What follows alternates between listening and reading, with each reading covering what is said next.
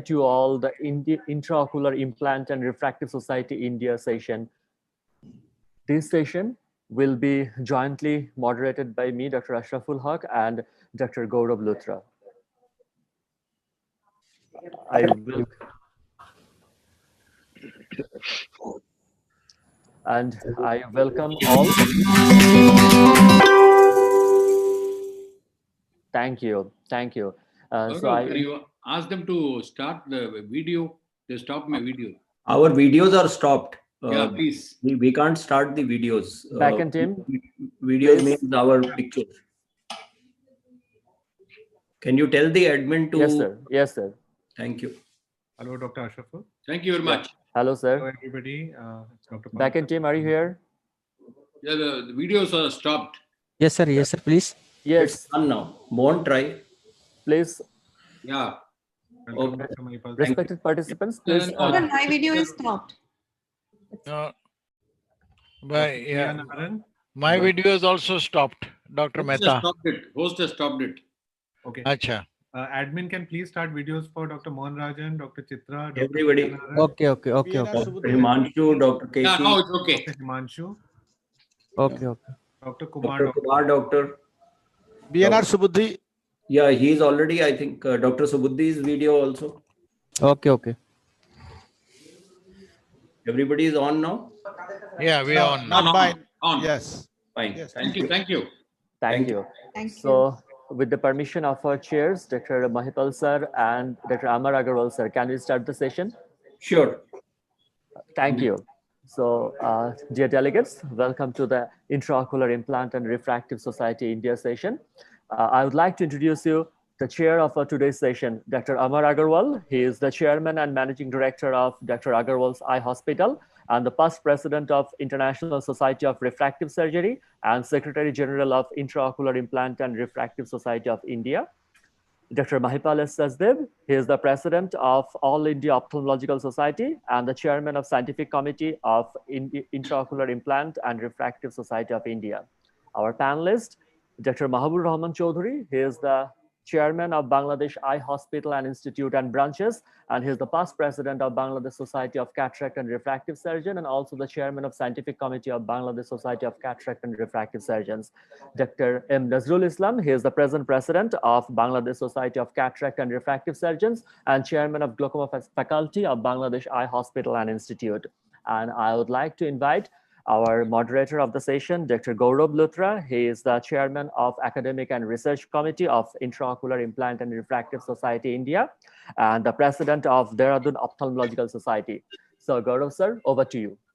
Thanks, Dr. Ashraful. I'll take this time to introduce our three panelists who are also part of our team. And we have three senior panelists. First of all, Dr. Himanshu Mehta.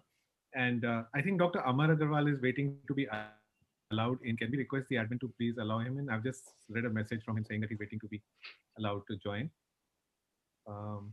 Dr. Ishtiaq, please help. Sure, sir. He is in the panel now, sir. Sure. So I take it pleasure to announce the names of our panelists. Welcome, Dr. Amar, sir. Thank you very much. Welcome. Amar. Thank you very much, everyone, and to Bangladesh Society. Fantastic. Thank you. Thank you, sir. We just introduced you as well. Dr. Ashraful just introduced you. I'm introducing our panelists now. Dr. Himanshu Mehta, the president of the IIRSI, and he's a prolific cataract and refractive surgeon from Mumbai, and he is joining us today as one of our panelists.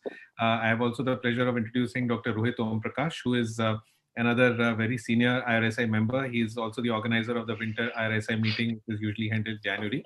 He is director of the Om Prakash Institute in Amritsar, again has many publications to his name and prolific surgeon.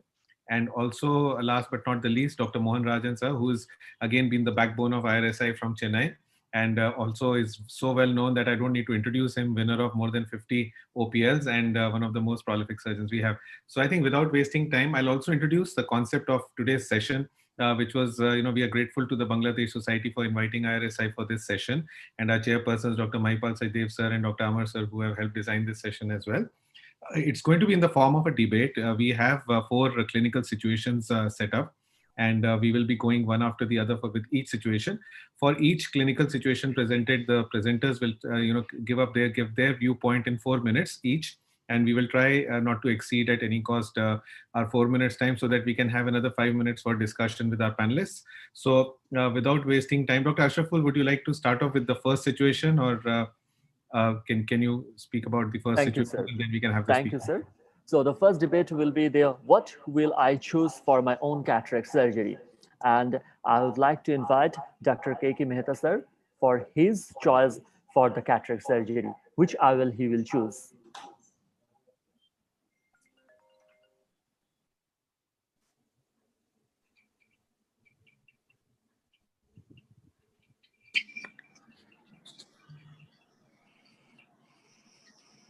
Okay, you can choose. You can see my screen now. Yes, sir. Thank you very much, Bangladesh Society, for this opportunity. It certainly is great. Let's hope we do it more and more often. What would I choose for my own cataract surgery? And basically, it's a trifocal. And let me go down to it step by step. When the biggest decision is when your turn comes for surgery, what perfect decision would you make? And I personally enjoy life in all its dimensions. And I would have wanted quality of vision that I've enjoyed before and to continue to lead an active life. Now the question is, why do I need a multifocal lens? Why not a monofocal? And progressive lenses, if you do a monofocal, you're stuck with using progressive spectacle lenses, which really is not an answer. Life can be miserable. The answer was again simple. Why do I want to be a visual cripple for life? It certainly does not help me. So I decided, for the benefit of the trifocal with the continuous range of vision running all the way down. I spoke to a whole heap of advisors, and the more I spoke, the more I got depressed. Finally, I decided whatever I'd advised my best patient would be good for me. And the obvious advantages of a trifocal are there. And question is, why should I deprive myself of them? For example, in the cockpit of a B-77 plane, if you are unable to see the roof, 60% of all the knobs are not visible to you. And similarly, in the new Dreamliner, or if you look at an operating room where you and I work, all of us work, when we look at the sides are not available. But they would be with, if you are having, on the other hand, if you have got a trifocal fitted, all of it is easily available. You're browsing for a book in a library, you have to look up. With a bifocal, you have to put your head up. You can manage comfortably here. So the benefits are obvious running down the line. And many multifocal EDOF lenses have been made and fallen purely because they just don't give you the quality of vision which you require. Irrespective of the time, I wanted a good quality of vision. I didn't want a refractive surprise. So I wanted good biometry utilizing a good IOL, which I already have. I checked my posterior corneal curvature and made sure that the astigmatism is properly corrected, utilizing the most advanced MAVE which is possible, namely the Zeiss suite, which uses the heads-up display. I also feel that you need to utilize the better machine. So what the better machine which we utilize basically. And I also felt that we needed to have an excellent surgeon. Not for any other reason, because it's the driver, not the car, which wins the races, and it's the jockey, not the horse. So, irrespective of how good the instruments you got, if the surgeon you selected is not up to the mark, it won't measure out. Of course, I needed the best surgeon, so I will use my son. I trained him, so I know he's good. At least in his hands, I hope I will achieve salvation. I will use the femto laser because I know I'll get a perfect capsulectomy with an excellent lens position and a good fragmentation, which is important. I reviewed mine and my surgeon's results. Properly done, the results of trifocal are extremely gratifying. Results are superb, including the correction of cylinders. I know that the IOL residual power will be almost negligible. I know that my best corrected visual acuity will be great. Symptoms will be almost negligible. Patients who have done it have accepting for a little night driving difficulty, nothing very much. And the happiness with trifocals is with them. Will I be unhappy with a little flare and glare and rings? I think this little quotation solves that. Everybody wants happiness. No one wants pain. But you can't have a rainbow without a little rain. I know I'll have a little side vision problems. I don't think that'll worry me. Hence, my final decision, I would go for a trifocal operated by the best surgeons I knew, using the best equipment available. And I hopefully, I will achieve the goal of spectacle independence and excellent visual outcomes after cataract surgery. Thank you so much. Thank you very much, sir. And we hear from you about the trifocal of your choice. Now I would like to invite Professor Dr. Mahipal Sachdev, sir. What will you choose, sir?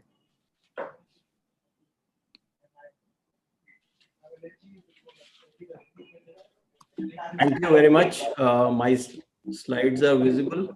Yes, sir. Okay. Thank you, Dr. Keki, for setting up the thing. But sorry, I am a little disappointed. You chose your son over me as a surgeon. So blood is thicker than water, right?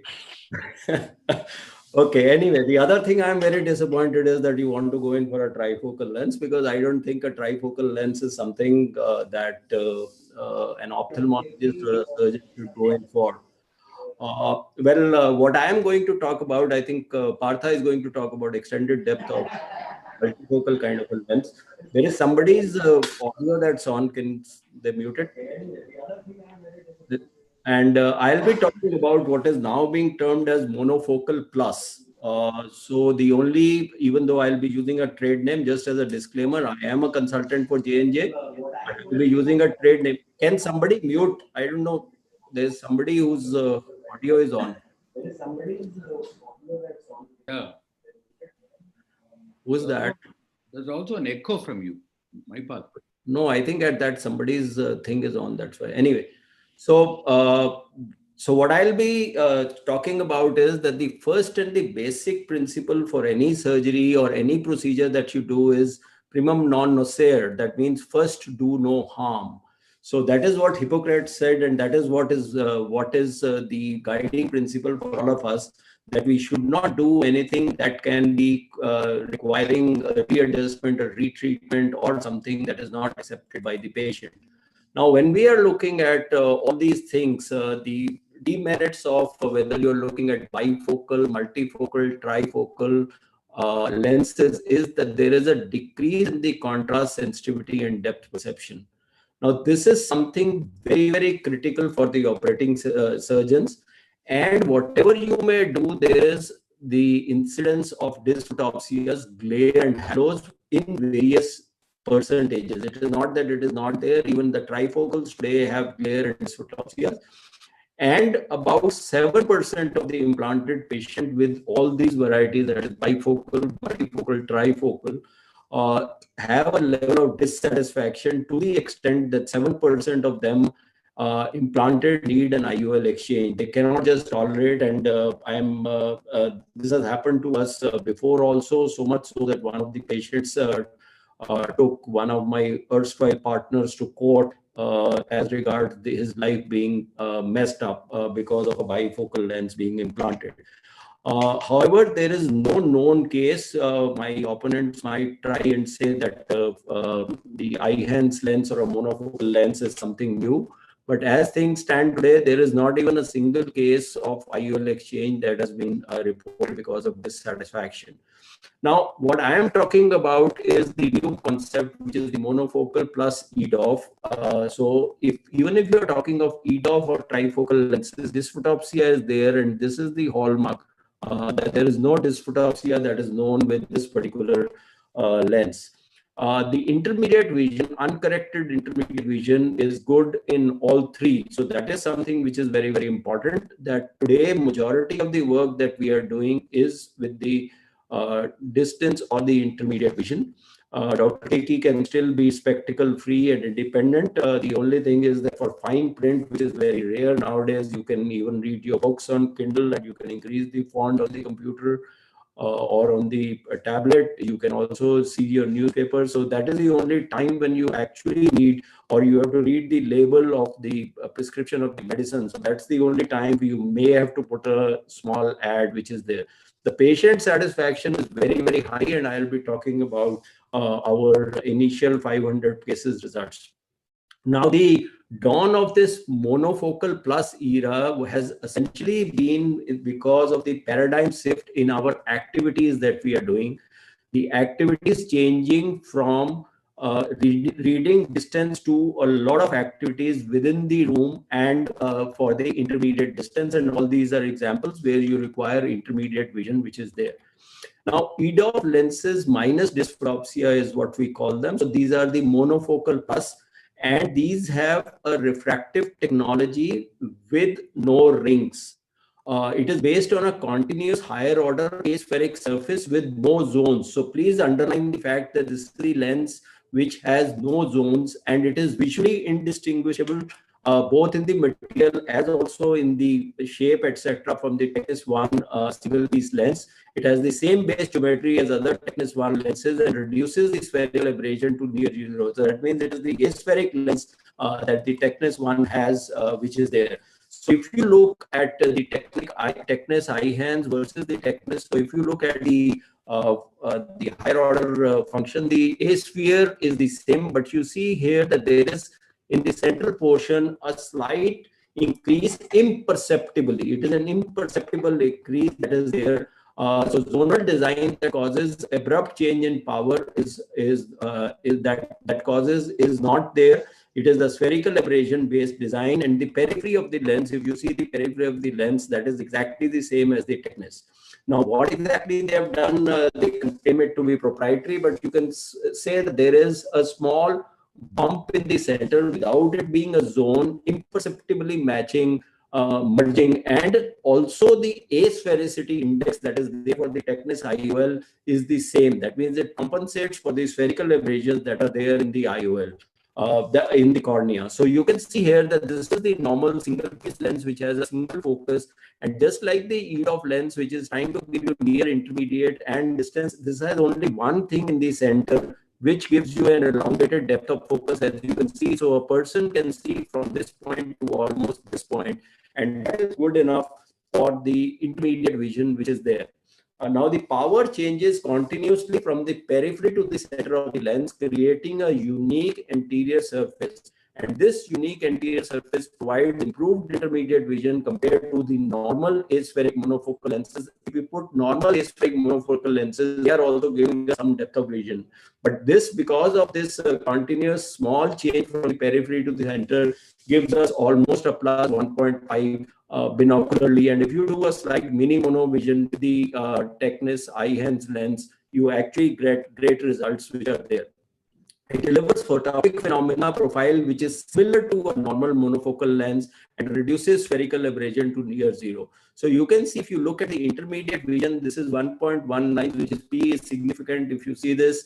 And this is something which is very, very important, both in the distance for the corrected intermediate and for the uncorrected this thing. So this is just the IOL. I'll just show you that this is the Eyehance single piece acrylic posterior chamber lens, which is the asphericity equivalent to the Technis, same optic diameter, same A constant. So you don't have to really change anything or do anything. And you can see that this is the same packing that is there for the Technis IOL, which we are all used to. This is the lens. I'll just show you the lens. You can't make any difference between the monofocal lens and this particular lens which is there. And you can see that this is the cartridge that you are inserting, the same one. And then you can put the lens very easily. It opens gently the same way as it is. So we have done 500 plus bilateral Eyehance implantation. Greater than 96% have 6/6 bilaterally. More than 95% have at 66 centimeters uncorrected intermediate vision, which is there. And there is reduced dependence on reading glasses. The near ad normally varies from 1.5 to 2 diopters only. 0% have complained of difficulty in night vision and driving, and there is an excellent feedback. I have put it in ophthalmologist. I have put it in put this lens in cardiac surgeons. I have put it in orthopedic surgeons, and mind you, they are very, very happy with this particular lens. There is no dysphotopsia, there is no loss of contrast, and the patient has a good intermediate vision, and the patient is really very, very happy. So the IOL for choice for operating surgeon is practically spectacle free in OPD and in the operation theater. That's what I want. Excellent uncorrected intermediate distance, that is your surgical field distance, etc. And from the microscope, you have great things. You really actually don't worry about it, but there is no contrast. There is no loss of contrast, and the vision is pristine. So our results, monofocal plus IOLs, are our choice of IOLs. And as in all ophthalmologists that I have operated, I have always preferred a monofocal lens. So I will now prefer the Eyehance lens, which is the monofocal plus. I don't even tell the patient that I'm going in for something more. So there is no disappointment at all.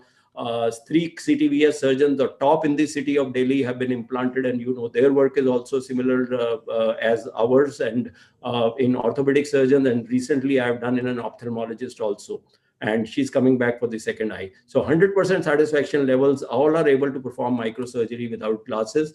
And this gives you great driving, including night driving, reading at computer, tags, etc. That's, yeah.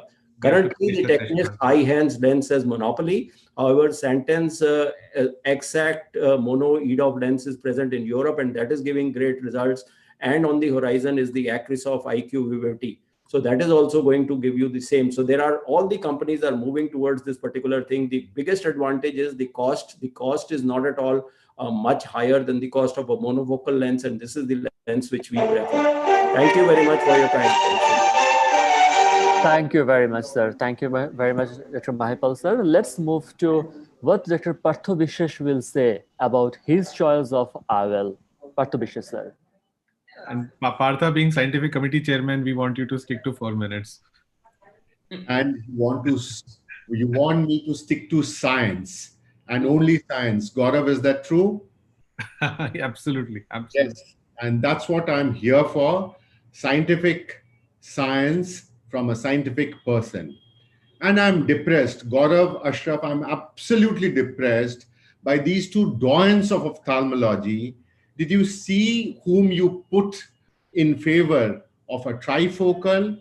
Dr. K.K. Mehta. He has a list of disclosures, consultant to Zeiss and Alcon and 10 other companies in the world. Mahipal sir, J&J consultant. And these big men tell me how to be a consultant, at least in one company. Blade-free LASIK was never for me. It was never for me. So I am thinking of the EDOF lens when it comes to me having the best of vision for the distance and the intermediate. And the intermediate is what I have been craving for all these years. So no financial interests, though I'm showing off a symphony, this is my preferred choice without any financial interest.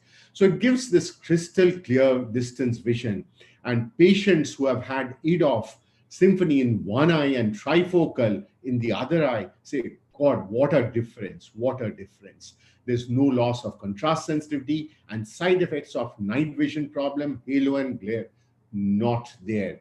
What else would an operating surgeon want? So the spectacle independence for both the distance and the intermediates is without comparison. And whenever you want to do near vision activities, a thin pair of glasses is there. I don't mind. I don't mind. So no specific artificial foci for distance, and it's a continuous range of clear vision. So that's the beauty of this EDOF, and the proprietary diffractive eclet design gives this beautiful full range of vision. And in addition, the chromatic technology reduces the chromatic aberration. So this is a lens for an operating surgeon. What makes it different from a multifocal? The 9 eclets on the Technist Symphony is much taller than those in the Technist multifocal, and they are slightly angled. So it elongates the foci rather than splitting the light.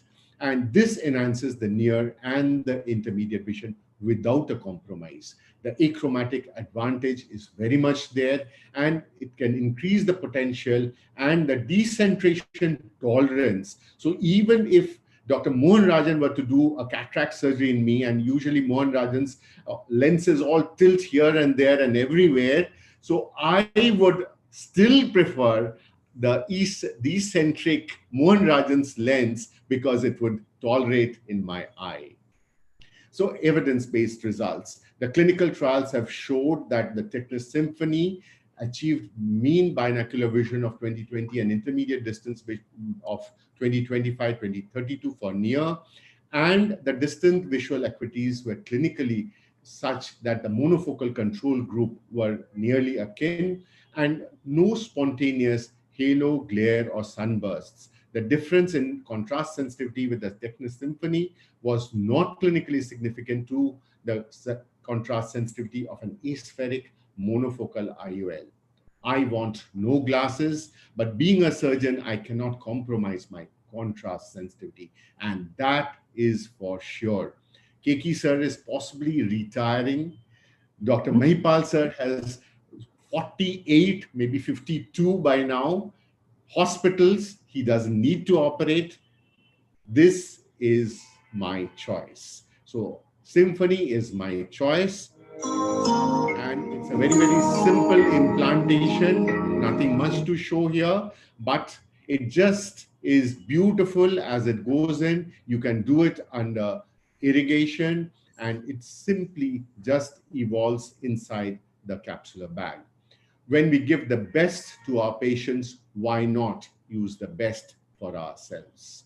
So this is me, freedom from glasses. But what is most important is that intermediate vision that I crave for without the fumes of the onion affecting my glasses. And I have to cook onions at home. Thank you very much for your patient hearing. Fantastic. Thank you very much, sir. Wonderful. So after all the three presentations, I'm going to take a quick poll of all our panelists and then leave it to Dr. Amar to decide who is the winner. And so I'll quickly start with Mohan sir. Mohan sir, who has convinced you the most? Is it Dr. Mahipal sir, Actually, Dr. Partha Keki, or Dr. Partha? Yeah, Partha spoke so very well, except for the fact that he mentioned my name. Because he only thing, I put the lenses there, but he puts the Osidex in the anterior segment. That is the problem with Partha. So no, I would go with Mahipal, because simple reason is that this before the IIRSI probably I would have thought of Symphony. But IIRSI has made a huge difference. Please understand that when you are using these premium IOLs, you have to under-promise and over-deliver. I think IIRSI does exactly the same. No photic phenomenon, number one. Absolutely excellent quality of vision, excellent contrast vision, excellent night vision. All these, I think IIRSI is probably the best. I'll go with Mahipal. Wonderful. Dr. Mehboob sir, what would be your choice? Whom do you think is right? So you have to unmute yourself, sir. Sir, I want to, I want to go for Sir Dr. Keki Mehta. Sir, I am happy with you because my patient who have used trifocal, they read so well. I'm emmetropic, but I'm a presbyopic person. I want to get rid of my glasses, so I would go for trifocal. Thank you. Wonderful. Himanshu, what would you opt for your eye? Yeah, Gaurav, it's right. The question is between monofocal and multifocals or whatever. If a person chooses, let's be scientific. I'm not just talking about favoring anybody, but a monofocal, if you want to use, then the only monofocal to use today is the IIRSI or anything with the extended depth that you want. What we are looking at is extended depth monofocal or extended depth multifocal. Symphony, for me, all my patients are extremely happy doing all their possible work, and it's a very forgiving lens. And as Dr. Keki Mehta said, that trifocal, people who work a lot on computers and who want that intermediate distance today, they are the ones who are going to be happy with that. So there is no one answer which will fit, but depending on what they want, each one of them have the characteristic with a little micro. It has to be you. What do you want? What is one line answer. What is the question? That is the one debate. line answer. Okay. Your lens. I'll go with Symphony. Always diplomatic, huh? You want to be diplomatic. Right. Okay, Dr. Rohit, what would you choose? Well, if I am a dashing young man as Dr. Mahipal is, I would definitely go with him. Because if I have to drive, I don't want any photopic. But if I am a seasoned campaigner like Dr. Keki Mehta, I would go in for a trifocal one. But if I have to go for my own eye, where I'm very active, I have to drive and I have to do so everything, I would go with Dr. Mahipal Sachdev. Wonderful. Dr. Nazrul, sir, your word, and then Dr. Amar will sum it up. Okay, thank you very much. Actually, it is confusing for us because all the three presenters so nicely spoken. They have convinced us for all the lenses. And of course, if we consider the science, and for myself, I'll try the trifocal because in this definite era, we need near vision, we need computer vision, we need distant vision. Why do you use glasses? So if we are not driving much, we have driver. So not problem with the trifocal. So for myself, I'll take the trifocal. Wonderful. Yes, and you will be a happy man at that. I'll tell you that. Thank you. Thank you. Very nice, sir. Dr. Amar sir, chairperson. I think, first of all, I would like to say one big word to the Bangladesh Society, tying up with IIRSI, who have done this job, which is fantastic, combining both the societies, and the work which Bangladesh is doing is phenomenal. I think basically here you see three top people who are giving different ideas. And even if you see the panelists are giving different ideas, bottom line is simple. Do what is good in your hand. All these three lenses are very good. We use all three lenses, to be honest with you. It's not that I stick to one of them. So if you're comfortable with one particular lens, please go ahead and use it and make the patients happy, because I think all three have their pluses and minuses. So I think all three are winners. All three speakers are winners, and all three lenses are winners. Absolutely, sir. Thank you so much. And in fact, you're absolutely right. So each patient deserves what he needs the best, and there's no perfect answer. So I think we'll quickly go on. We are running behind schedule, and I'll only request all our speakers to please restrict themselves to 4 minutes in the interest of time. So we have a session at 5:30 by BSCRS. So I'll quickly invite our next three speakers. The question for the three speakers is that my choice for intumescent cataract. And the first speaker today is none other than Dr. D. Ramamurthy, past president of IIOS, and who's going to make a point for laser-assisted cataract surgery.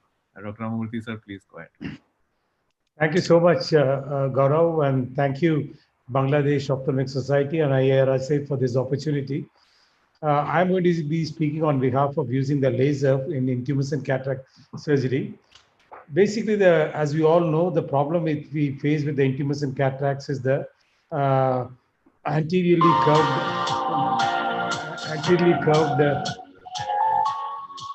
anterior surface, which is where there is a tendency for the rexus to run off, as you are seeing in this particular case. So this essentially happens because the intralenticular pressure is higher than the intraocular pressure or in the pressure in the anterior chamber. You can completely circumvent this if you are doing it in a closed chamber, and that's exactly what a laser is capable of, and that's the reason I would plumb for a laser in this particular case. As you can see in this scenario, you can see these fluid clefts over there, a bulging anterior surface, and obviously this would have a great tendency for the rexus to run off. So I use both the lenses as well as the catheters. This takes about 6 seconds to make the rexus. And as you can see under the microscope, I essentially sting to see where exactly my rexus, the capsule is floating. And you can easily find this over here.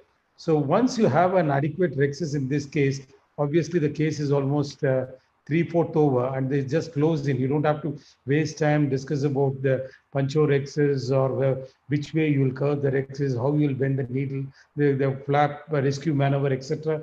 It's almost ready-made for you, and you can offer the best of lenses with utter confidence.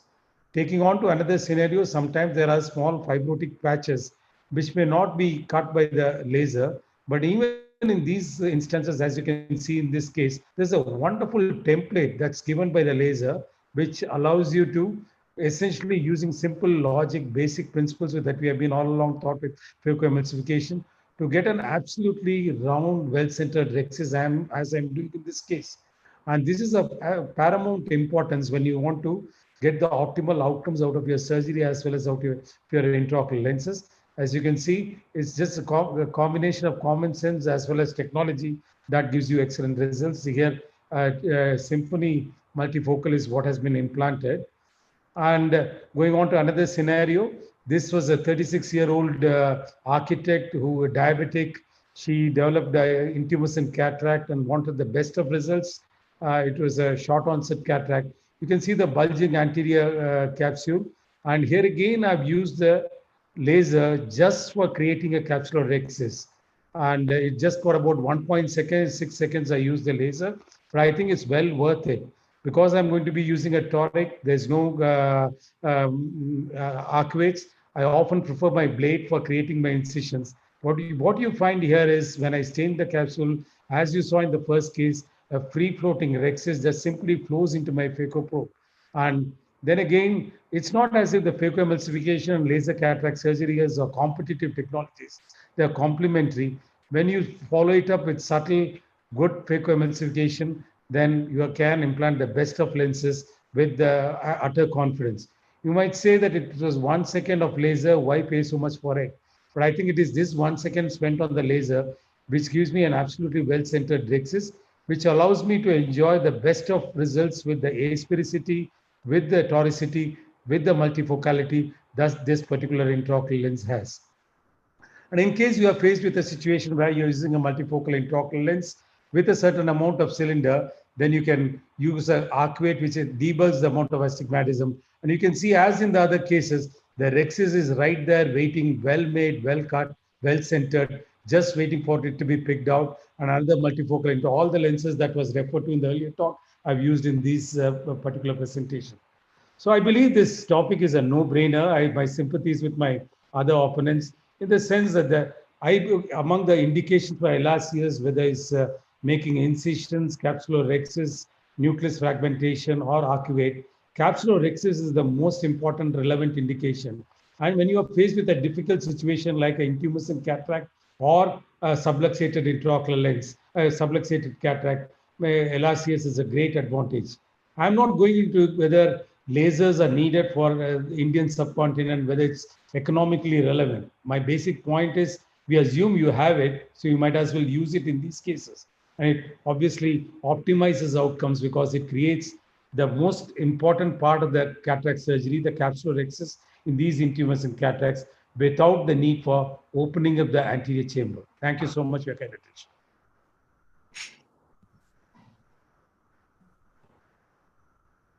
Very nice. Thanks, Dr. Ramamurthy, sir, for finishing it on time and speaking so nicely on that. Now I'll invite our next speaker, Dr. Anaga Harur, who's again a brilliant surgeon from Mumbai and a member of the ARC of AIOS, and she will be trying to make her case for Zepto cataract surgery for intumescent cataract over the other choices. Dr. Anaga. Thank you so much. Am I audible and are my slides visible? Yes, yes, perfect. Thank you so much to Bangladesh Society and IIRSI for inviting me here. And I would be speaking to you, friends, on my choice of surgery for intumescent cataracts. Like Dr. Ramamurthy rightly said, these are the basic challenges that we have in the intumescent cataract. It's not just the loss of the red glow. Remember, it is the increased intralenticular pressure which is important. As you can see here, that is the excessive bulging on the anterior part and the clefts of fluid that are seen in the lens. And this causes the Argentinian flag sign, which is what we need to avoid. Now, when you go ahead with the surgery, remember the most critical step of the cataract surgery here in this case is the capsulotomy, not the nucleotomy. All of us know that the cataract itself is not really very hard, and what is important is the capsulotomy. And there are various options, as we know here, and I strongly believe that Zepto is truly the way to go. 40 years ago, Dr. Gimbel and Nohan developed the manual CCC, and it is high time that we move ahead in our surgical techniques, especially in cases like intumescent cataracts, which are complicated. So today we have the Zepto advantage. So you go ahead and flatten the anterior capsule, deepen the chamber with a high molecular weight cohesive OVD, and then use the circular nitinol ring, the Zepto probe, and it creates a beautiful 5.2 millimeters, 360 degree capsulotomy within 4 milliseconds.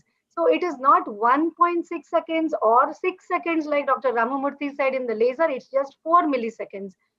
What is most important is well begun is half done. Yes, you win the race by just beginning, having a great beginning. So you have a very strong CCC, a perfectly round CCC, a perfectly sized capsulotomy, well centered, which gives you a perfect ELP.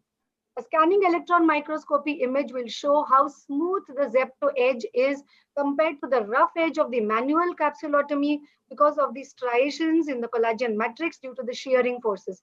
If you compare it with the femtosecond capsulotomy edge, here again you have a postage stamp perforation. Remember, again it's a rough edge because of the aberrant laser shots due to the microscopic eye movements. There are studies that have actually tested the capsular tear edge strength, and it has found that the Zepto capsulotomy is stronger and more resistant to radial tears, as is very clearly evident from these graphs, which show that the Zepto capsulotomy is more resistant to tears and is stronger. It also has many other advantages which have been shown in various studies of minimum inflammation, no zonular traction or heat or endothelial cell loss. And I think all our panelists and all experienced surgeons would definitely agree that no matter how experienced you may be, it is very difficult to have a repeatable and consistent circular capsulotomy in each and every case, unlike in a Zepto where you can easily achieve it. Yes, you may finally end up having irregular capsulotomy like this, which can cause PCO and IOL decentration. Remember, it's not just the shape, it's also the size that does matter. So you need to have a reproducible and consistent size of 5.2 millimeters. In case of a manual CCC, you can easily end up having problems of axial capsular phimosis or a very large CCC causing a pupillary capture. Yes, centration is of utmost importance, and with the best 360-degree overlap with a better ELP, you can go ahead and with great conviction go ahead and do multifocal intraocular lenses like this. So like Dr. Ramamurthy sir showed, a symphony lens, this is a symphony lens with a Zepto, and you can see how well and how beautifully centered the lens is. So very less chances of decentration or lens tilt. And so you can easily resolve all the centration issues. And yes, anterior capsular tears are a thing of the past with the Zepto, and you don't actually see an Argentinian flag sign. In case of a manual CCC, there's a very high risk of an anterior capsular tear, which can go behind, cause a PCR, and result in complications. And I would like to remind Dr. Ramurthy sir that this was a study that was done by Dr. Chi et al., who actually found that the 17.2% incidence of incomplete capsulotomies in a flax procedure.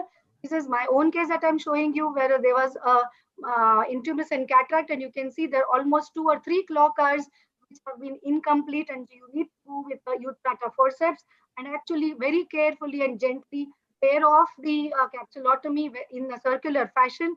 You still have adhesions, and you need to cut it with the micro scissors.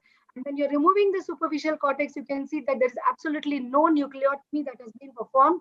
Reason is the laser cannot cut what it cannot see. So actually that nucleotomy has no meaning at all.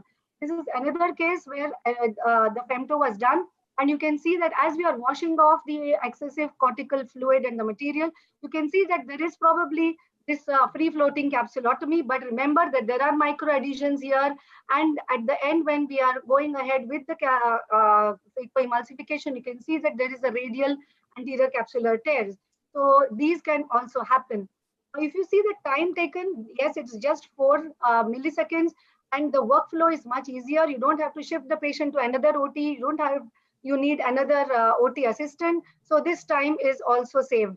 And yes, definitely cost is an important factor, not only for us, but also for the patients, and Zepto gives you value for money. So I would like to conclude that Zepto today is a valuable asset in our armamentarium, and in a case like an intumescent cataract, with all these advantages, definitely I would say that this is the way to go. And like Dr. Ramurthy earlier said, he used it in a case where he actually just only did a capsulotomy. So if that is what is required, you don't need a 3CR machine, you don't need another OT, you can easily do it with a Zepto.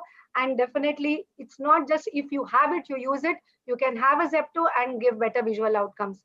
Thank you so much for your kind attention. Thanks for making this, Dr. Anaga. And now I'll request our third speaker, who is equally prolific, Dr. BNR Subudhi, who is equally prolific at cataract surgery and prefers to use the SICS technique. And he's going to talk to us about how he would prefer SICS for intumescent cataracts from Behrampur. Dr. Subudhi, sir.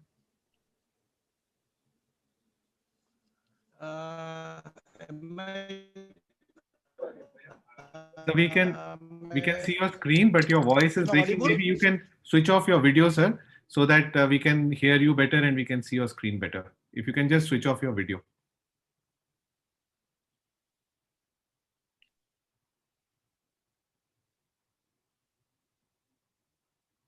Can you hear me now? Yeah, we can hear you. You can go ahead, sir. Please go ahead. Please go ahead. Good slideshow. First of all, I must thank Bangladesh Society of Cataract and Refractive Surgeons and IIRSI to give me an opportunity to speak in this forum. And I have very strong opponents, Dr. Ramurthy and Dr. Anaga. However, I would like to make some cataracts. I bring greetings to the Bangladesh chapter of ISMICS, my friends here. So I thank you very much by popularizing MSCSS in your country. So now coming to my topic proper, my two opponents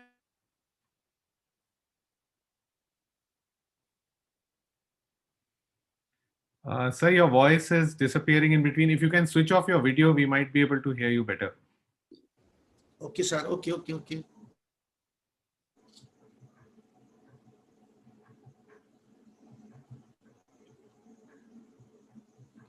I'm sorry. Switch off your face video, sir. Your face.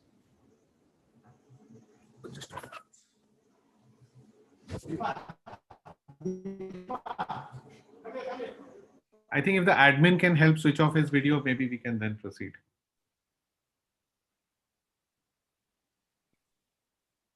Backend team, can you please help?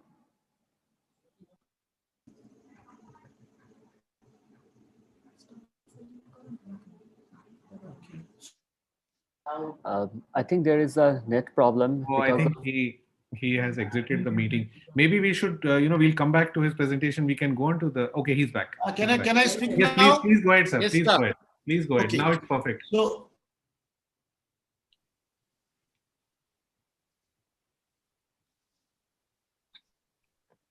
okay. So if you people worldwide are blind, there is a bilateral backlog cataract surgeries in developing countries like India and Bangladesh. Mostly they are white cataracts, and they account for the significant proportion of the higher cost of the phaco machine and the requirement for more advanced phaco in our country, mostly India and Bangladesh. So therefore, the less we have to choose a surgical procedure where it is prudent to consider alternative surgical procedure, that is SICS, that may be safer and efficacious for almost all the people in our country. And besides a technique with high repeatability and reproducibility. As you know, the challenge of intraocular cataracts are swelling of the unusual area of the lens, thin capsule,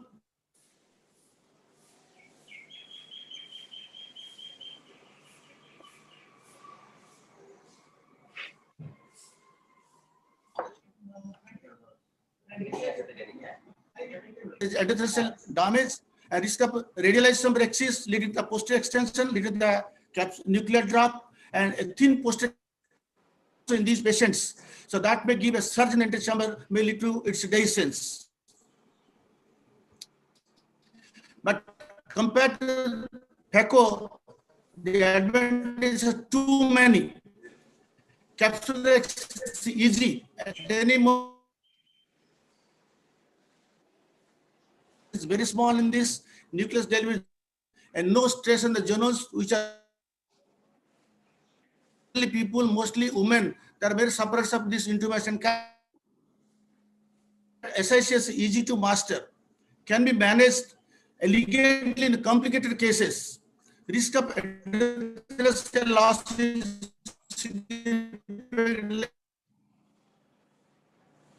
also in these patients. So my choice would be SICS for masses, not the 20% of population as my opponents have told. It is very safe. It's very economic also to every affordability and safe for 100 patients. Remember that 100 patients, many times success depends upon the sometimes luck of the surgeon and luck of the patient also. So I would prefer SICS in these 100 patients. And there is a study done by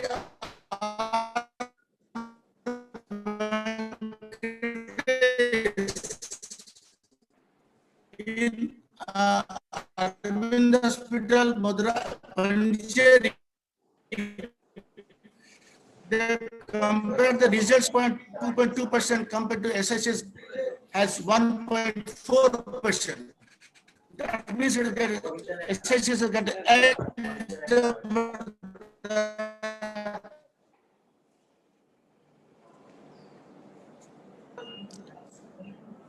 Sir, we cannot hear you. In developing world. So small video to show you how audience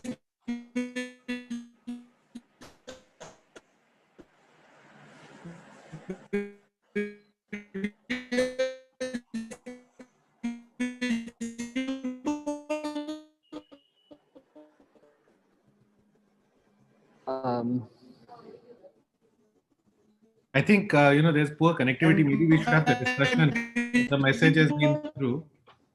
Dr. Subudhi sir, we cannot see your screen properly now. It's not moving. So if you will just stop screen sharing, we can have a discussion on this so that, we are running behind time. We've already got all the points from you. Your Thank you, network sir. is a So little thank weak, you very sir. much for giving opportunity. Yes, thank you, Please. sir. So as we are running out of time, I would like to sum up this talk of this intumescent cataract. I would like to invite Dr. Mahipal sir. Sir, would you please sum up and decide that what would be the choice for the intumescent cataract surgery? Just to say, I will have a biased opinion, as Partha was saying the last time around.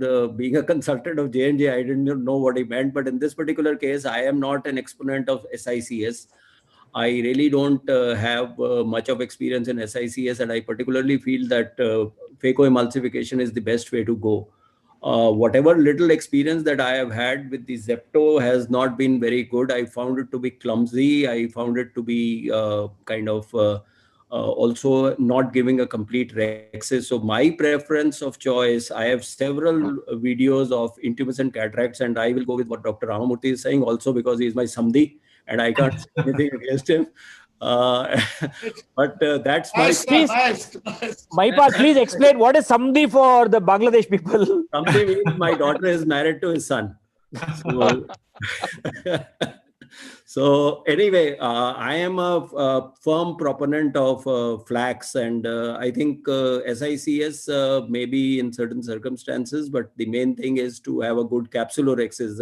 SICS does not ensure a good capsulorhexis. The only thing is whether you are doing a Zepto or you are doing an SICS, under those circumstances, you are still not keeping the chamber closed. The chamber remaining closed is the most important thing which the flax does, and therefore you don't get Argentinian flax sign. So that's all that I will wish to say. Yeah. With the permission of the chairman, chairperson, and moderator, I would request that we are running short of time. So please maintain the time so that we can start the next session at 6 o'clock, please. Thank you. Yes, sir. That's 5:30 for India time. Yeah. Yeah.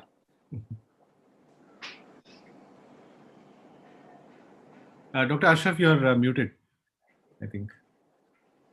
Thank you, sir. So the next talk will be a very interesting talk. We are giving a scenario that 25 years old female tennis player with 500 micron corneal thickness, and she has the -5 diopter of stable myopia and the perfect topography. So our refractive surgeons, what will be our choice for this patient or this tennis player? I would like to invite Dr. Gitinsha Sachdev for her opinion.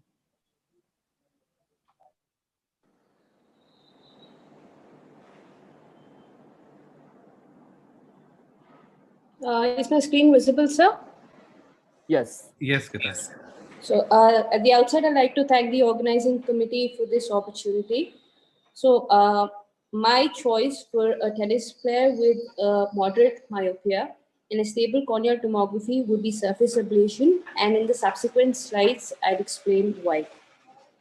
Now we're talking about a sports person. There is an increased incidence of blunt trauma to the eye. So the laser vision correction in this case is not just a cosmetic correction, and the safety is of utmost importance. Now it has been proven beyond doubt that surface ablation is biomechanically superior to other keratorefractive surgeries such as SMILE and LASIK. It has the lowest incidence of ectasia postoperatively. This is essentially due to the absence of any corneal cuts, be it either vertical or horizontal, in the stroma, which cause a biomechanical weakening. When we discuss the visual outcomes, PRK has results which are as good, if not better, as compared to both LASIK as well as SMILE in terms of the refractive predictability and also the risk of regression postoperatively. However, when we look at the other side, which is the complications, the risk of complications is greater with the other procedures, especially LASIK. Even years later, following a blunt trauma with a tennis ball could result in flap disasters, be it macrostriae or flap dislocation. This is more common with the microkeratome as compared to the femtosecond because the side cut would be at an angle and would not oppose the flap to the stromal bed as well. SMILE comes with its unique challenges. Any dry spots or suction loss intraoperatively would result in uncut areas with subsequent dissection difficulties and retained lenticules. When it comes to the safety in PRK, the only issue thus far was postoperative haze, which results in poorer visual outcomes. But with the advent of mitomycin C intraoperatively, the risk of postoperative haze is minimum to none. It can be used in higher myopias for as long as 2 minutes, and a 5-year follow-up has shown no subclinical corneal changes on confocal microscopy. Now, this is not a part of the debate, but for the purpose of completion, the last option that could have been offered would be a phakic intraocular lens. However, with the increased risk of trauma, visually significant complications such as cataract or retinal detachment would be far greater as compared to surface ablation. So I just like to conclude by saying, with an equal efficacy and predictability to the other procedures, but a biomechanical superiority and a greater safety profile, surface ablation would clearly be the procedure of choice for this tennis player. Thank you. Thank you. Thank you, Dr. Gitansha, for this wonderful talk on PRK. So now I would like to invite Dr. Gaurav Luthra, sir, for a smile talk. So what will be your suggestion and your choice, sir? Thanks, Dr. Ashraf. And now I'll just quickly. So the question is to smile, to slice, or to frown with PRK. So I thought I'll try to make a point for smile. We've already discussed about the patient. It's a young tennis player and she's 25 years, spends most of her time outdoors practicing and playing tennis. So what should we choose for her? And we've been evolving over the years, last 25, 30 years that we've seen refractive surgery. We've come a long way. And today, the considerations for an athlete, a person with an active lifestyle, risk of ocular trauma, sunlight and a lot of UV exposure and exposure to the elements. So why not PRK? Gitansha did make a wonderful point for PRK, but when I was faced with somebody who's a sports person, especially the outdoor kinds who are going to spend long hours in the sun, I would definitely worry about UV exposure. And the only patients of haze that I've had are those who are either people who ski or people who are into active outdoor sports. Of course, the other problems with PRK, like those are so slow visual recovery. So I would probably choose smile over PRK because the ablation is going to be much. It's a 5-diopter ablation, which is almost 75 to 80 microns. And even mitomycin, when you come close to that much of ablation, you are risking haze. And of course, smile also provides the benefit of lesser dry eye, lesser discomfort and post-operative pain, and faster visual recovery and physical recovery. Also, lesser incidence of regression. PRK is known to have the highest incidence of regression compared to LASIK and smile in long-term studies. And I just came across this nice study from the Eye Foundation by Gitansha and Shreyas, and they've kind of tried to conclude over here that smile has come a long way, and they've compared here. And if you'll read the top of this presentation, that although surface ablation preserves the advantages of the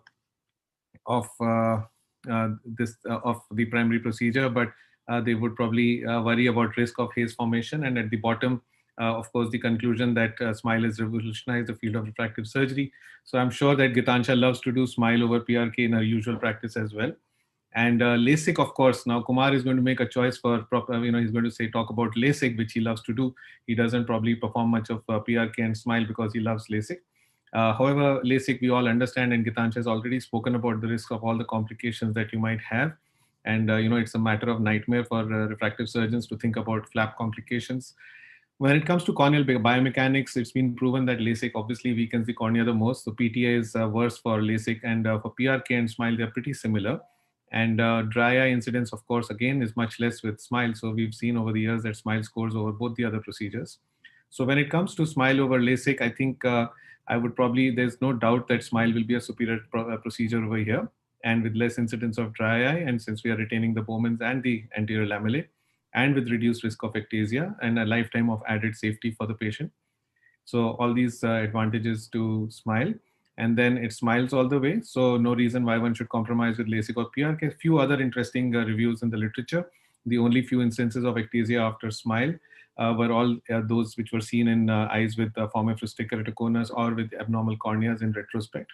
And this was a little older study, but more recent studies have also shown they've compared all the procedures, SMILE versus FLEX, LASIK, and PRK, and this is a meta-analysis. And this also concluded by saying that in terms of preserving corneal biomechanical strength after surgery, SMILE was superior to either femtolasic, LASIK, and while comparable to FLEX or PRK, based on the results from the ORA. And of course, here another small word from somebody. Please listen to this carefully. SMILE is the future, and with a number of innovations, this technology is going to go places and it's going to be a lot of fun to be with. Thanks. And that's Kumar from his last lecture on flap folds and its management. So with that, I don't think I have to say much, and the case is closed. Thank you. Thank you very much, sir. Now I would like to invite Dr. Kumar, Dr. Sir, for his choice of refractive correction.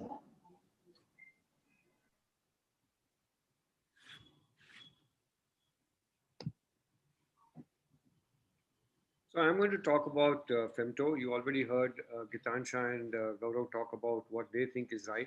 Now you'll be surprised. I went through Google to see a 25-year-old female tennis player, and the fear here is an injury. And you won't believe it, friends. The question here is how many players have got an injury in their eye while playing tennis? And the real answer is none. And to complete the answer, no male or female. So there are injuries to the elbow, wrist, back, knee, but never to the eye. So this fear of having that there'll be an injury, I think is completely out. Let us analyze the whole steps like procedure, recovery, post-op treatment, retreatment, complication management, and investment. The procedure itself, yes, surface is a very easy thing to do. But you need one more tool called the epithelial thickness mapping. So you need to invest in that. And now we have the Smart Pulse, which is there on the Demaris, which is not cheap. It comes with a cost. So there's a cost to it too. Yes, LASIK can be done with blade or bladeless. There's really not much of a learning curve in the initial stages compared to what you have in SMILE. Yes, you would need a femto if you're doing a bladeless. Instrumentation is almost the same. So there's nothing really much that you need to do else except a machine. And there is no limit to the type of refractive error. Today, SMILE will not do a hyperopia, will not do a cross cylinder. If there's high astigmatism, again, you have to worry about marking, etc. So there are limitations of SMILE. Now let's look at the track record. PRK was first done in 1987. 1990 was the first LASIK done. So we have enough track record of this. Now SMILE has just started a few years back, and amazingly, I mean, this has stood the test of time all over the world. Yes, in femto, there is a flap, but the beauty here is it's not a side cut of 70, 90. I can now make a 150-degree side cut. It's like you're tucking the stroma, tucking the flap into the stroma. The quality of the flap is brilliant. The hinge to flap ratio is always the same. It's uniform, uniplanar, accurate, and all the benefits of a femto. Now look at the bed. And this is a 70-degree side cut, and if you look at the stromal bed, it's amazingly smooth. What is another big advantage is now the 150-degree side cut. If you look at here, I'm going to show you straight a 150-degree side cut. Now this is everting the edge. If you evert the edge and put the flap back in, the flap will actually get covered. So I've done the laser and then put the flap back. And once you put the flap back, actually the edge of the flap can be covered with the opposite margin. So you see that I put the flap back and I'm tucking the flap into that 150-degree side cut. So forget a 70-degree, 90-degree. So this is like a self-sealing incision. If the IOP goes up, it actually self-seals. It's like a cataract self-sealing incision. You can even customize. That's the beauty here. You can customize all that is necessary here. And if we customize, you can actually customize the size of the flap. You can customize the position of the flap. You can move the hinge. And that's the beauty over the blade. So there is a big advantage of having a customization of a flap, which is not possible anywhere else, which will not be possible at all. So here I can make the size, whatever I want. I can move the trajectory after I've done the applanation. And once the applanation is done, the flap can be made. So let's look at recovery. Now, femto blade or less blade LASIK compared to SMILE in hands of experienced surgeons. So I did a workshop on SMILE. I did 10 patients, so 20 eyes. Where I struggled to separate the lenticule, the patient was not very good the next day. Now, I have enough experience in LASIK. I've been doing LASIK since 99, and I've been doing bladeless LASIK since 7 years, and they are 6x6 part in the evening. So the visual recovery is amazingly fast. It's immediate, near to evening. Most important, compared to surface, I know that you can use AccuVeil. There is pain, there is irritation, there is watering, there is pricking sensation. And don't forget, this is a tennis player, as rightly mentioned by Gaurav, that these people will have exposure to UV light. So treatment post-op in surface is huge. It's for 4 months and more sometimes. UV protection sunglasses is an essential part of surface. And because there is UV light haze, there is scarring. There's one of my patients who had surface treatment, went to Goa for a holiday, forgot the UV glasses, came back with small white dots on the cornea. So this is quite well documented, and this is not imaginary. So according to me, there is never an issue of injury. Let's look at complications. Surface, yes, scar. I agree, use mitomycin, chilled BSS, pain will be less, scar is less, but there is a chance. Smile, retained lenticule, lot of presentations by Sri Ganesh and all of them, that retained lenticule, what do you do? If you get a retained lenticule, again you make a flap. And once you get a flap, again the recovery is slow. Regression, if regression happens in a smile, then what are you going to do? Yes, you're going to remake a flap and again or do a surface treatment. So here ectasia is there in smile. There was a theory first that there is no ectasia in smile. It's very well documented that there is ectasia in smile. So in summary, I think a balance between all of this towards femto-LASIK, both my opponents, if they were so much believing in what they had, by now they should be selling. Like Gitansha should sell her smile machine, Gaurav should sell his excimer machine. But no, both of them want to retain what machines they have. They don't want to sell what they already have. Otherwise, it should be so self-dependent on what we are doing. So in summary, I personally feel that look at this, investment in excimer laser is less, little more money with bladeless, but much, much more money when you come to smile. Your EMCs, your CMCs, after this COVID time, all of us know what is really the truth. So I personally feel the fastest visual recovery by evening, never an injury on a tennis player eye ever been in history. I think LASIK is the way to go. So LASIK for my patients as well as a tennis player. Thank you all. Thank for you, your sir. time.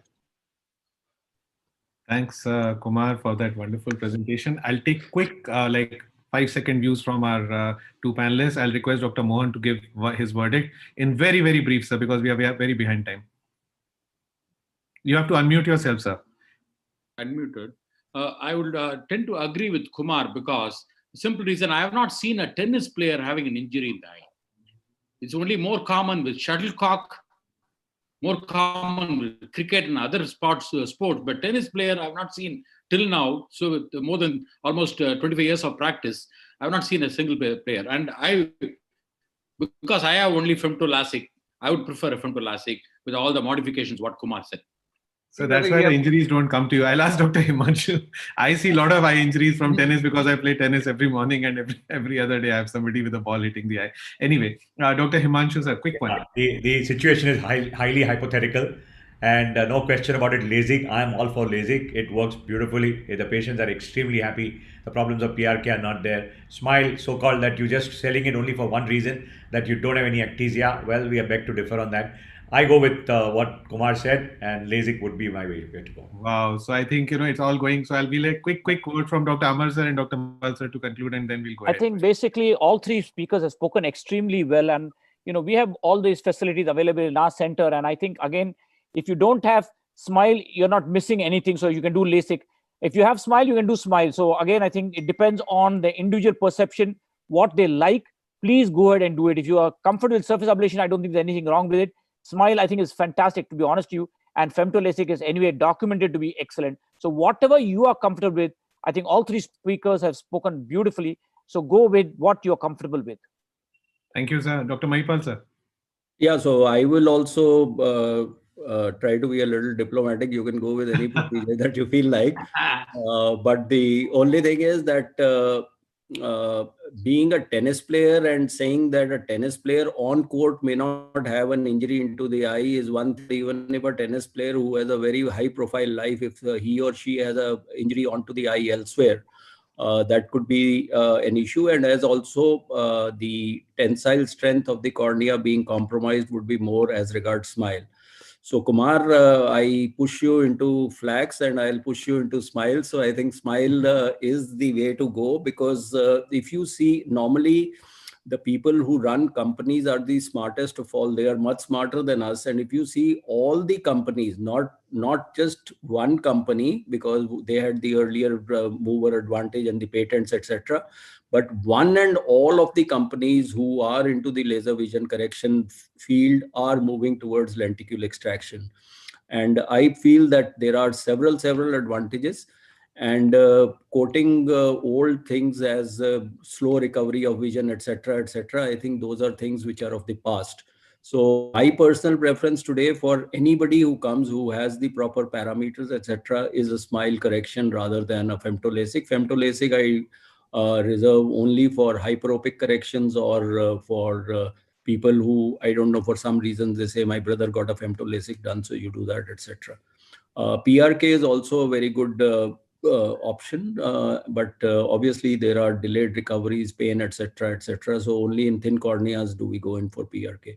All three procedures have their pluses and minuses, but if everything else is normal, my personal preference would be to go in for SMILE. Thank you, sir. And we'll quickly go on to our next wonderful topic on, and we have three brilliant speakers: intraoperative large PC rent with broken rhexis.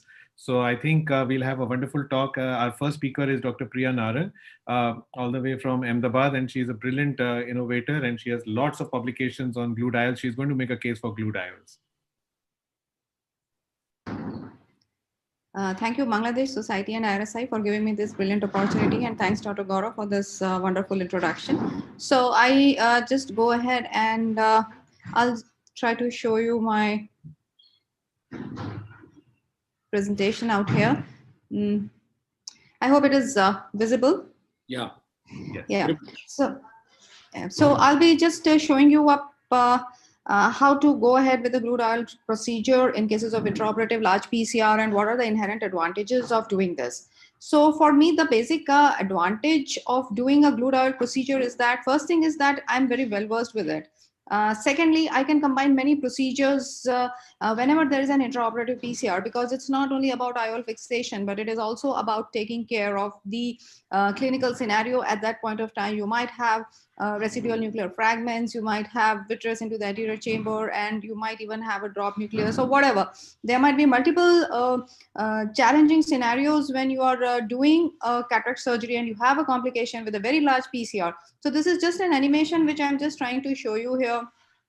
In cases of large PCR, you obviously, unless and until you have a PCR at a last stage where you do not have any nuclear fragments and you just have a vitreous to handle around, you'd be lucky enough, but you'd be really unlucky when you have a lot of nuclear fragment out there which you need to handle off. So this is just clinical video which I had just chosen to show you off, so that you can have an overview of how the clinical situation works around when you have a large intraoperative PCR and you're actually not very clear of how to go ahead and about it.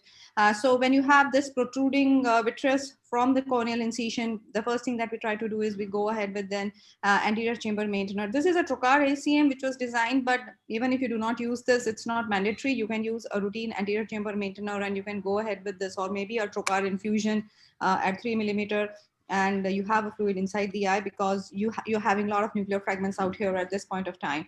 So when you have this and when you're quite sure that you have a very large PCR out there, and just to make sure that you do not have to struggle at a later stage, we often go ahead and making around with the flaps for the glue dial procedure about 180 degrees opposite to each other. Now this is common to all the procedures of intrascleral fixation that you need to make 180 degree flaps.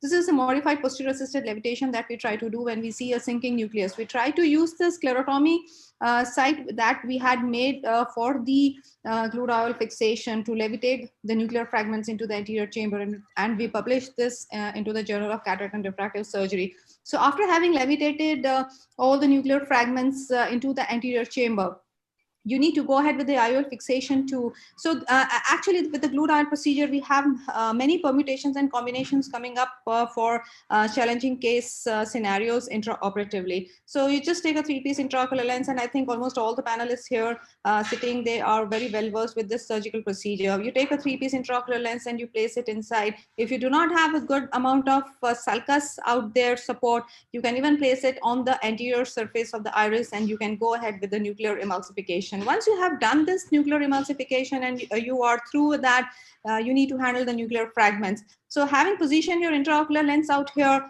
when you have a narrowing down of the pupil, you just enlarge it, you see the periphery, you clear up the cortex, and you're almost sorted. Now, the greatest advantage with this glue dial procedure that we have actually documented is the lesser pseudophacodonesis in the post-operative period, because you have very good haptic fixation coming up. The beauty of using a 3-piece intraocular lens in these eyes is that if you have a sulcus support, you place it on the sulcus. If you do not have a sulcus support, you can go ahead with the handshake procedure, and you can convert this same intraocular lens into the glue dial fixation. Now, what is common to all the surgical procedures of intracranial fixation is you need to do a good amount of vitrectomy. You need to see if you have fragments going on behind.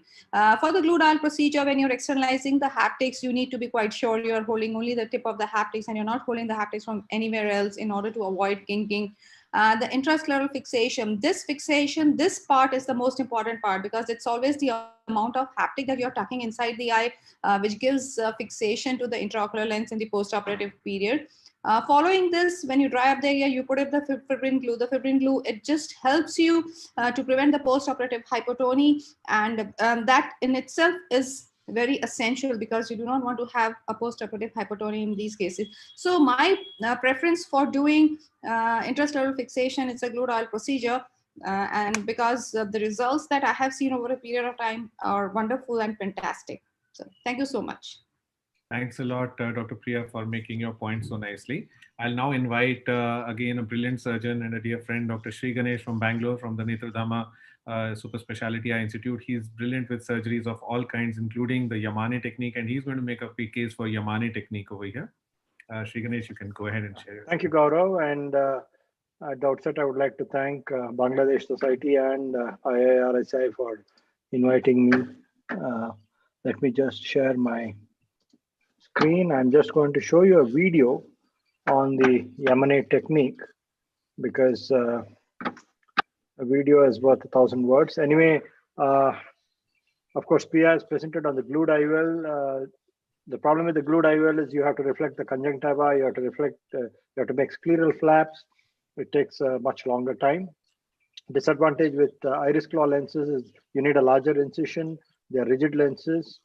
Induced astigmatism, and there is pseudophacodonosis. You have increased risk of uveitis, dislocation, CME. So I think the procedure I choose would be Yamane technique. This was a case, very interesting case. You can see this eye. This was referred to us as a query endophthalmitis, and we did a B scan. The vitreous was anechoic, and then you can see that it looks like a hyperpan, but actually it's a phacolytic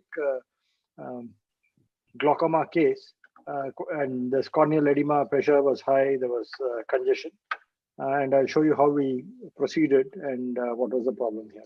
So here I make an incision, and then you see once I wash it out, you can see the very small pupil. There is also pseudo exfoliation here. The zonules weak. I use a Maligan ring here to expand this small pupil. It's a very rigid pupil, because you can see the pseudo exfoliation, the iris atrophy. These are cases where you can't fix a iris claw because the iris is atrophied, so it won't hold well. And once I have the Maligan ring in, I have adequate exposure. You can see it is a Morgagnonian cataract. I proceed with the capsulorhexis. It's very difficult to do it with a needle, so I'm using a forceps here, and I'm able to do a rhexis. You can see that it's very fragile and the zonules are very weak, but I managed to get a rhexis. And you can see it's like a floating dense nucleus there. Put in viscoelastic. The whole bag is also quite weak here. So I put in viscoat under the nucleus. You can see that it is a very mobile nucleus, Morgagnonian. I go ahead and do a chop because that's the only thing that works. It's almost like a salute technique. You go bury in and chop because there's no support here for this. And then very carefully you have to remove the nucleus. It's a dense nucleus, so very carefully you remove it bit by bit.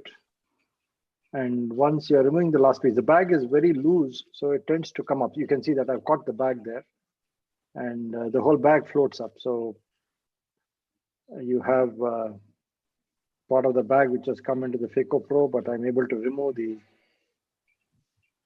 nucleus completely. So here I put in viscoelastic to push back the antihyaloid face. I put in a trocar cannula. And this is a 25 gauge trocar cannula. And I plan to do a M&A because there is no capsular support. You can see that parts of the bag is there. I do a vitrectomy. And then this is the M&A technique where I pass a 27 gauge needle and Sensor 3-piece lens is injected. The leading haptic goes into the needle. These are the marks 1.7 millimeters away. I pull in the leading haptic, transscleral, transconjunctival, hold it. Then I apply cautery to the tip, so I get a flange. And you see, that's the advantage of the M&A. It's a fast technique. You can put a foldable lens through a 2.8 mm incision. This is the other side where I put in a 27 gauge BD needle, go in intrasclerally, obliquely, enter into the eye, and then the trailing haptic is threaded into the lumen of the needle there. And then pull it out, then go. So it is a very simple technique, easy to perform. You can see the lens is beautifully centered. I just put in the flange, remove the Mulligan ring now. And in such a complicated, complex case, I was able to use this. And once you look at it, the cosmetically, it also looks very good because you're not reflected the conjunctiva or the sclera. So that's the M&A technique, modified M&A technique. And this is something which I would do for such a case which does not have adequate capsular support, either the anterior capsule or the posterior capsule. And this is best for fixation. Thank you very much for your attention. And last but not the least, we have our dear friend, Dr. Chitra Ramamurthy, who's chairman of the Academics and Research Committee of the IIOS. And she's again brilliant with all surgeries, but she loves to do the retrofixated IOL. So Dr. Chitra, please share your presentation and we'll just have 2 minutes for discussion after that. So please finish in 4 minutes, ma'am. A large PCR. First and foremost, my thanks to Bangladesh Ophthalmic Society and IIRSI for giving me this great opportunity to interact with all of you. A large BCR and a toned rexus, why would I make it all complex? As my previous speakers have said, the answer and the only answer is a retrofixated IOL. Now, in all debates, let's understand that truth has to be our aim and not victory, or not an unjust interest in some technology which you want to profoundly project. Now, look at this case of a traumatic cataract. The corneal tear repair has been done. You can see that as soon as you've stained, the whole anterior capsule is quite disorganized. And it's a matter of being very careful that you don't catch the rexus margin and then tease out the, aspirate all the nuclear content. And you never know there could be a PC opening, and true there was. And then a vitrectomy was done. And once that was done, mind you, this was just one small step which had to be done, and the iris clip was fixated as if it was a part and component of the basic surgery. I'm not trying to take away the fact that there are no other procedures which are possible and viable, but something so simple. It's a simple and short learning curve which avoids the disadvantages of additional procedures. And when we are talking of maximum productivity in a market, it's also relevant that we keep the minimum time involved in mind. And let's make it, it looks so easy, and unlike the trocar being placed, unlike the ports being created, unlike the AC maintainer being placed, this does not need any complicated equipment here. And look at this eye, just 2 side port, 3 o'clock, 9 o'clock position. Just you have to do a complete anterior vitrectomy, ensure that the pupil is nice and round, maybe inject a pilocar if it's needed. Yes, maybe you have to just enlarge the incision just a bit to insert the IOL, and then all you do is retrofixate it. Now, it's not just that these are in a case of a PCR or a rexus tear. If it is a subluxed IOL, if it's a pediatric subluxated cataract, in all of these, you could just end up placing a retrofixated IOL and get done. Essence is the safety of the matter and getting a quick visual recovery. This was a study done over a 5-year follow-up where it was seen that the visual outcome, which started off doing good at 1 week, remained stable so at the end of 5 weeks. This was another study wherein the iris clip lens was compared with the SFIOLs by different surgeons, and at all time points, a vision of 20/40 or better was sustained with the iris clip lens.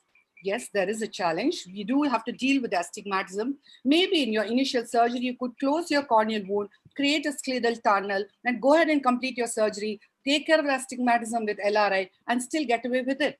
Now, much of the visual outcome being compared is because of the complicated initial cataract surgery and not because of the way a secondary fixated IOL was placed. My opponent has presented this paper of a long follow-up, 8-year follow-up, and he has shown that in all complicated situations, the visual outcome was most satisfactory with the iris clip lens. If you look at the UBM picture, the iris claw lens continues to remain parallel to the iris plane at all time points. This was another study of our 320 eyes, wherein they again showed in all the complex situations where there was a secondary aphakia, iris clip lens continued to perform well. So then the next component which comes in is to look at the complications.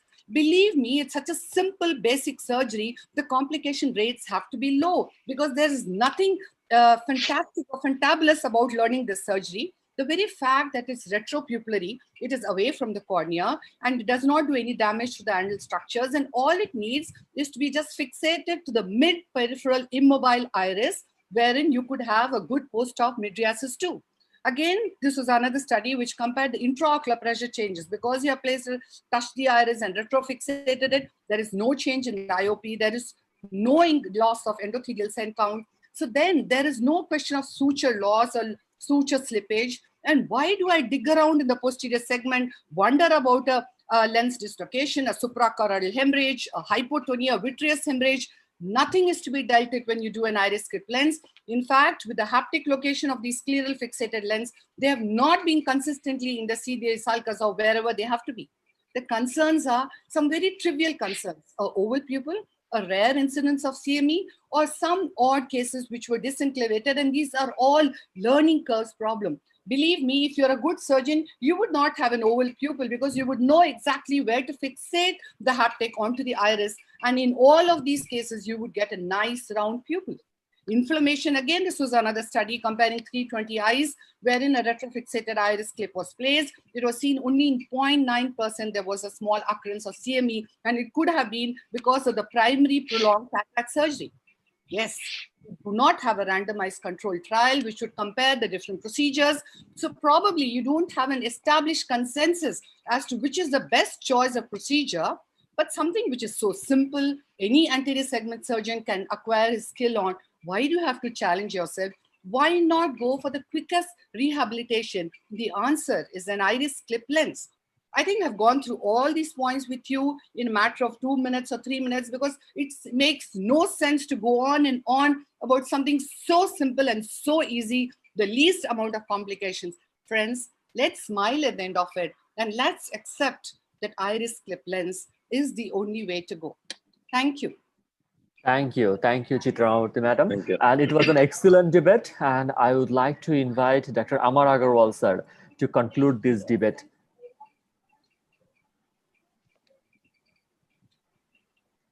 Dr. Amar sir. I think can't maybe he's lost connection. I think there is a disturbance in the network. So Dr. Mahipal sir, can you please? Well, I personally feel that all techniques have their merits and demerits, and there has to be a skill set that needs to be evolved for doing scleral fixation with the glued IOL or the Yamane technique. But I think both of them have come of age, and it is high time that anterior have little knowledge about how to do that. But in case you don't have it, that's the advantage if you work in a group practice or a multi-specialty organization, that you always have retina people backing up and they can do. Otherwise, also the technique taught by Dr. Chitra Ramamurthy is also great. So I think it depends on the situation where you are, the skill sets that you have, and the other type of associates that you have who are available with you, that you should take the route which is in the best interest of the patient. So that's all beautiful presentations by all of them, and all of them are great surgeons in their own right in India and in the world. Thank you. Thank you very much, sir. Bangladesh Society of Cataract and Refractive Surgeons are very much grateful to Intraocular Implant and Refractive Society of India for participating our annual national conference. On behalf of BSCRS, we are very much grateful to you and Gaurav sir. Now, I would like to invite Dr. Mahabur Rahman Chaudhary for handover to start the APCRS session. Thank you very much. On behalf of Bangladesh Society. we wish to thank you. Thank you very much. Thank you so much. Thank you so much. Thank you. Thank you, everybody. Thank you. Thank you very much. Thank you. Thank you. you. Thank you very much. Thank you very much. Thank you.